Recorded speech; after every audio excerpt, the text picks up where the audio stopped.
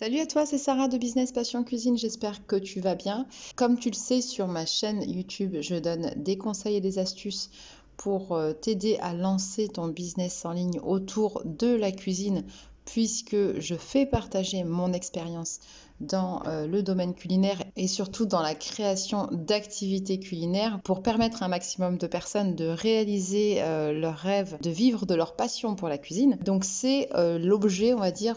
général de ma chaîne YouTube. Mais comme beaucoup de personnes, je m'intéresse aussi à d'autres sujets qui te permettent d'être indépendant financièrement. Et le but de cette vidéo, c'est justement de te présenter 9 idées de business qui ont été plus ou moins créées, on va dire, par cette situation de crise sanitaire. La crise sanitaire fait que malheureusement un certain nombre de personnes sont vraiment en doute concernant leur avenir professionnel en tant que salariés. Pour des raisons de situation, on va dire, financière de leur employeur, pour des raisons d'absence de visibilité pour leur futur professionnel. Et cette situation a aussi l'avantage d'avoir provoqué la création de certaines activités qui n'existaient pas jusqu'à maintenant. Et c'est justement ce que je voudrais te donner dans cette vidéo, c'est des idées. Si tu es en manque d'idées, tu n'es peut-être pas passionné par la cuisine et tu n'as peut-être pas de talent culinaire particulier, et ça peut effectivement arriver, hein, bien entendu. On ne peut pas forcément être tous à l'aise avec la cuisine, et heureusement, sinon notre métier n'existerait pas. Mais tu peux peut-être avoir d'autres talents que tu n'exploites pas encore, et c'est l'objet justement de cette vidéo, de te donner des pistes de réflexion par rapport à des secteurs d'activité, des créneaux de niche qui pourraient être éventuellement intéressants à envisager pour ton avenir professionnel. Alors, le premier d'entre eux, c'est tout ce qui va toucher aux parents.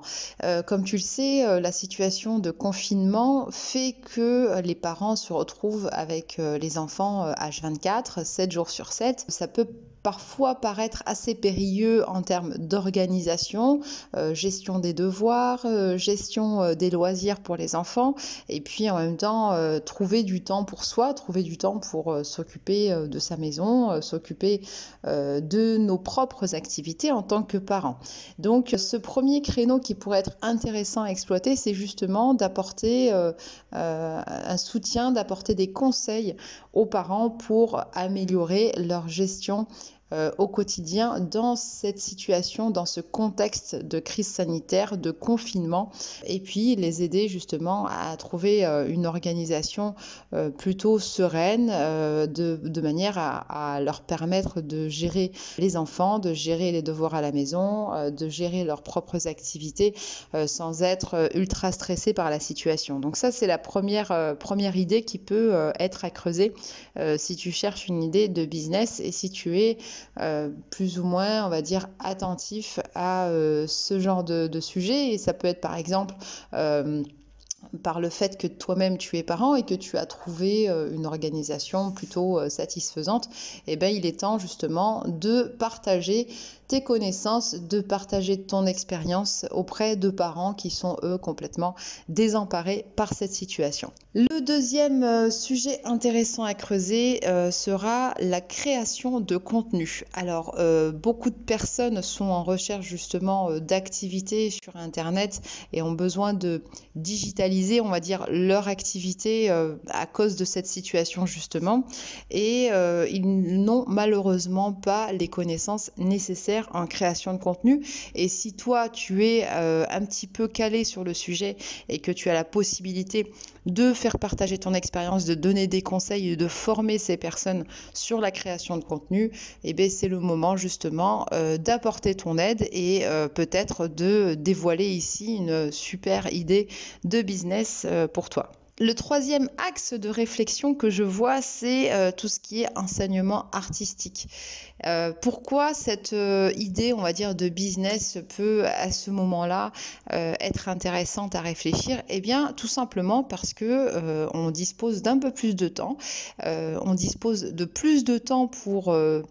nos loisirs, pour nos passions et aussi plus de temps pour apprendre à jouer peut-être un instrument. Souvent, c'est le genre d'activité qu'on laisse un peu de côté parce qu'on est happé par le quotidien, on n'a pas le temps, on n'a pas la motivation, on va dire, parce que on a trop de choses à penser et ce qu'on met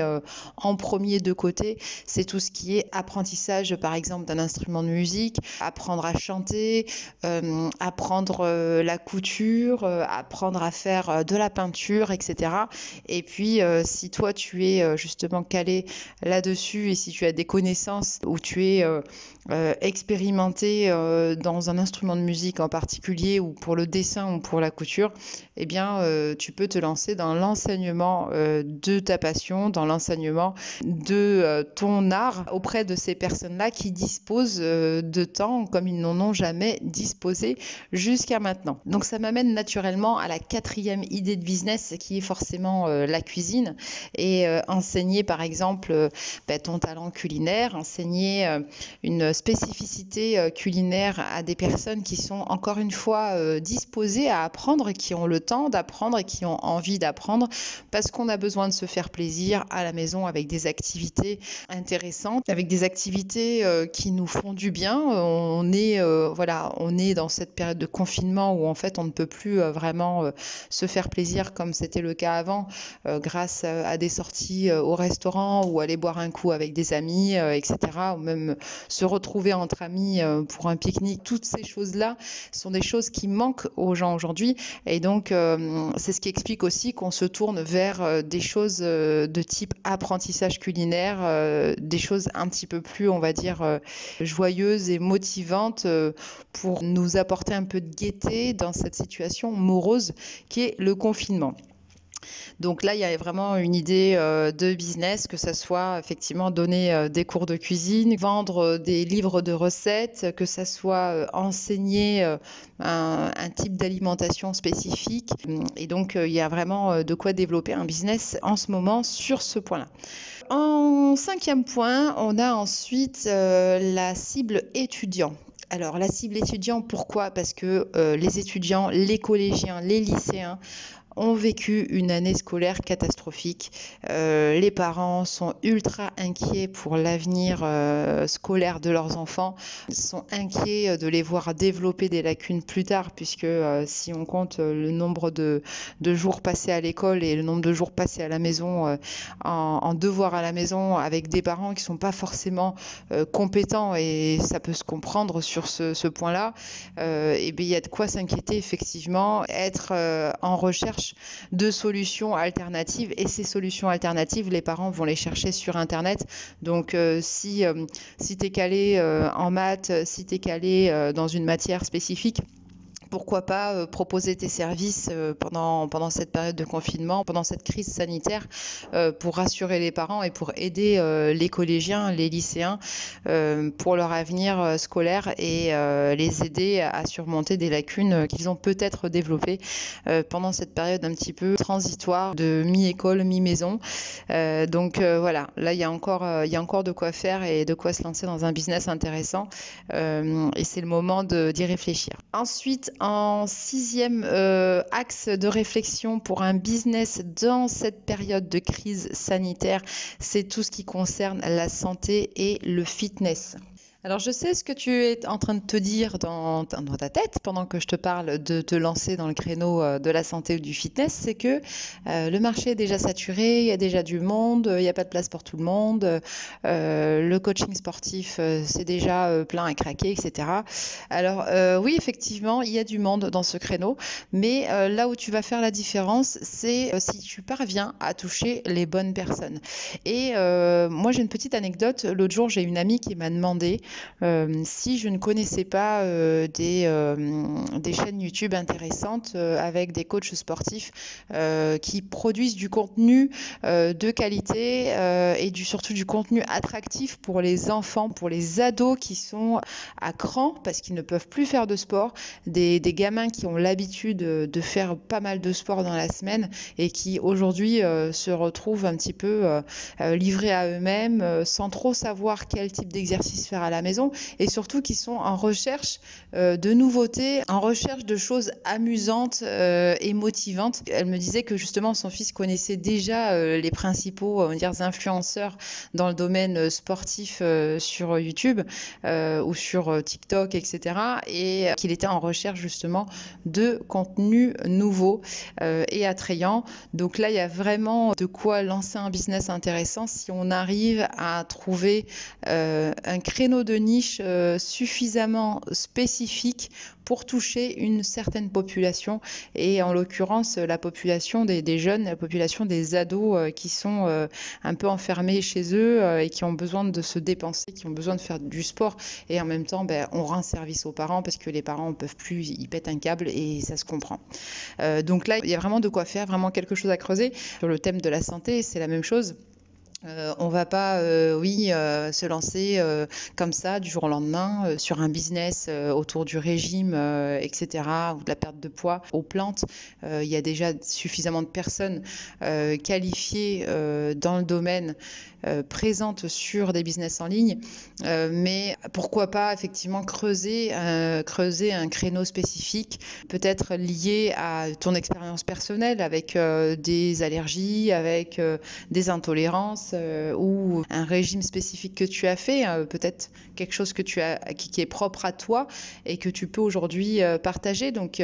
le travail, c'est vraiment de creuser dans son expérience personnelle, dans son entourage, faire en sorte de devenir expert pour enseigner à des personnes qui se retrouvent dans la même situation que toi, des personnes qui sont en demande, ce que tu as à leur enseigner. Ensuite, je ne sais plus à combien on est, mais autre point intéressant, c'est tout ce qui est plateforme d'échange entre les personnes sur une thématique en particulier. L'idée m'est venue en réfléchissant justement au fait que les gens, à part les réseaux sociaux qu'on connaît déjà tous, n'ont pas vraiment de moyens, n'ont pas vraiment de plateforme d'échange entre eux, entre passionnés,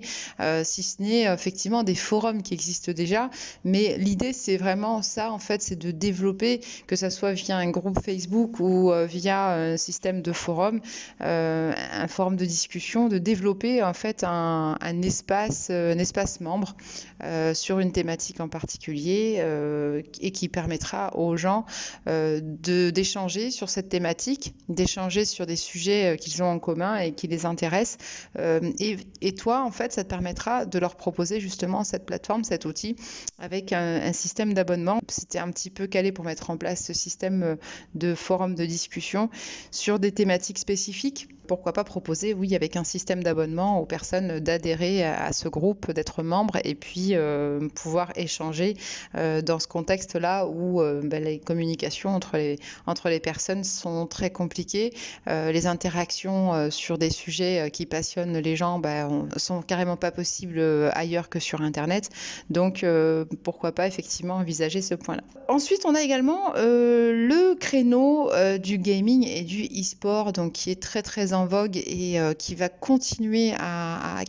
son essor dans les prochaines années. Tu passes peut-être du temps sur les jeux vidéo, je sais pas, peut-être que tu peux partager tes exploits, tes réussites sur un jeu vidéo spécifique. Donc encore une fois, l'idée c'est de se spécialiser, c'est de vraiment aller chercher un créneau de niche, d'être vraiment hyper spécialisé pour ne pas te retrouver noyé dans la masse de ce qui existe déjà. Et encore une fois, c'est ta personnalité qui fera la différence sur ta réussite, sur la réussite de ton business. Et enfin, dernier point que j'ai relevé, donc c'est tout ce qui est éducation. Ça recoupe un petit peu ce que je disais en premier par rapport à la cible parent, mais on va être un petit peu plus sur l'éducation à proprement parler, c'est-à-dire la manière dont on va pouvoir aider les parents dans l'éducation de leurs enfants. Des parents totalement dépassés, ça existe, et Et crois-moi, j'en ai vu et j'en vois régulièrement des parents qui ont totalement abandonné, on va dire, l'éducation de leurs enfants parce ils ont été complètement perdus à un moment donné. Et puis l'enfant a pris un peu ses aises et puis est rentré dans un engrenage qui fait que c'est de plus en plus compliqué de rattraper les choses. Donc il ne s'agit pas de faire le boulot d'un pédopsychiatre ou d'un psy ou d'un médiateur familial, mais simplement apporter ton expérience personnelle, apporter tes connaissances. Si toi, tu es plutôt à l'aise avec l'éducation de tes enfants parce que tu as trouvé des pistes qui te conviennent et qui marchent très bien avec tes enfants, eh bien pourquoi pas le faire partager dans un blog, sur une chaîne YouTube, donner des petites astuces à des parents qui sont en demande et qui sont complètement désorientés et désemparés, leur apporter justement ta solution, leur apporter tes idées en termes d'éducation pour leurs enfants. Donc tous ces sujets-là sont vraiment des sujets à creuser. C'est des créneaux qui sont hyper intéressants et qui vont tendre, on va dire, à se développer dans les prochaines années. Et c'est vraiment le moment de tirer parti de ces créneaux-là aujourd'hui, si tu es en réflexion pour lancer ton activité sur Internet. Il faut simplement te dire que à partir du moment où tu réponds à une problématique, à partir du moment où tu réponds à une demande qui est là, tu ne pourras pas te tromper sur le créneau que tu as choisi si tu arrives à être vraiment raccord avec les besoins de ta communauté. Voilà, donc j'espère que ces éléments t'ont apporté quelques idées de business et je te dis à très vite pour une nouvelle vidéo. Et n'oublie pas, l'argent ne fait pas le bonheur, mais le bonheur, c'est de vivre de sa passion pour la cuisine.